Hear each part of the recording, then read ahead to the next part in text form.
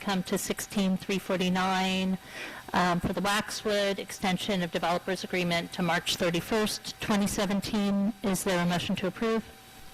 I'll move it. It's moved by Ms. Krummeller. Is there a second? Second. Seconded by Mr. Liverman. And now I'd like to open it up for any comments or questions from council. I don't know if anybody else has any comments. All right. Mayor, I just had a question. I think we raised a number of questions that you were going to investigate. Is that still our plan? We're doing a fourth month. And Mark, you're taking it last time and investigating? That's correct. And we'll bring that back prior to the 3 months, one for you to review and then the final approval.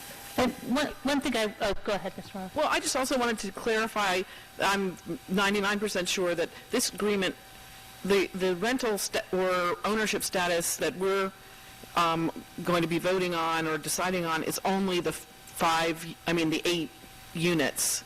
It's not the rest of the units. So whatever we do we're not, it's someone else's decision. It's Hillier's decision whether he's going to continue renting those or selling those. Correct?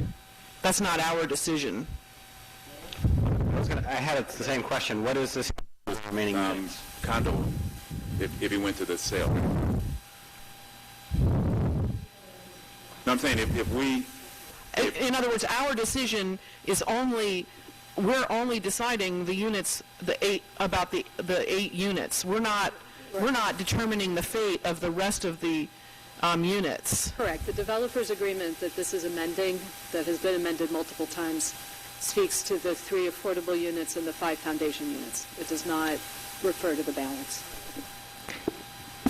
One thing I would recommend is that in that intervening period between now and March 31st, assuming this is passed by council, that we have a couple members of council work with administration and work with Mr. Hillier to, if there's some sort of accommodation or process that can be worked out. I think we heard last time that there was a desire by some residents who live there under the impression they would be able to purchase the units.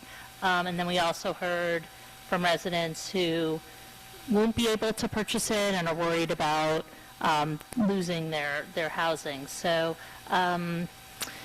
not to put anybody on the spot, but I know Ms. Krummeller and Mr. Miller were both very eloquent at the last meeting and showed a lot of interest.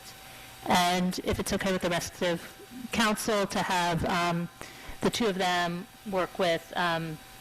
DeShield in the meantime. Mr. Senna?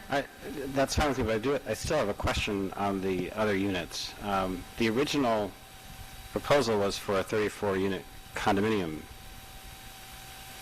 right? So what was there prior all of the non-affordable units and non-foundation units? It's up to the developer once they're built? Yeah, I think when you read the approval, the project was described as a condominium project, but there was I don't believe that the board's grant of the variance was conditioned upon those being condominium units. And the developer's agreement was to address the status of the 3 affordable units and the foundation units, and that's what it focused on. Yeah, I think the assumption was everything would be a condo. I mean, that seems to be built into the approval and everything else, but the developer's agreement deals pretty specifically with the affordable units and the foundation units. Okay, thank you. I have a question, and maybe this is addressed in the original document. If the entire building is sold, do these units remain? Yeah, the approvals, the phrase is that they run with the land, so they're not, the approvals follow the project, not the owner. Any other questions or comments? Okay. All in favor of the extension? Aye. Aye. Any opposed? Okay, passes unanimously. Thank you very much. Yeah, thank you. And we will see you back on or before March 31st, 2017. All right.